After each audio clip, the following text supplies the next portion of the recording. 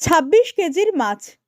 হ্যাঁ, সত্যি বাসুদেবপুরের গঙ্গায় মাছের জালে ধরা পড়ল বাঘা আর বিশালাকৃতি মাছ দেখতে ভিড় জমল সাধারণ মানুষের।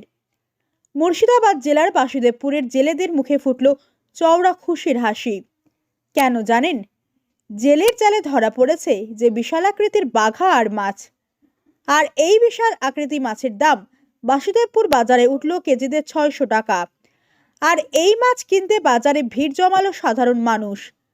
গঙ্গার মাছের স্বাদই আলাদা, তার উপর আবার 26 কেজি তো কোনো কথাই নেই।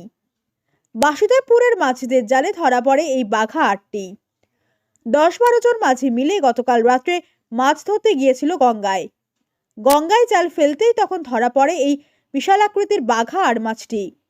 সেই 10-12 জন মাঝি মিলে অনেক কসরত করে কোনো রকমে মাছটিকে নৌকোয় তোলে। তারপর সেটিকে নিয়ে আসা হয় বাসুদেবপুরের বাজারে।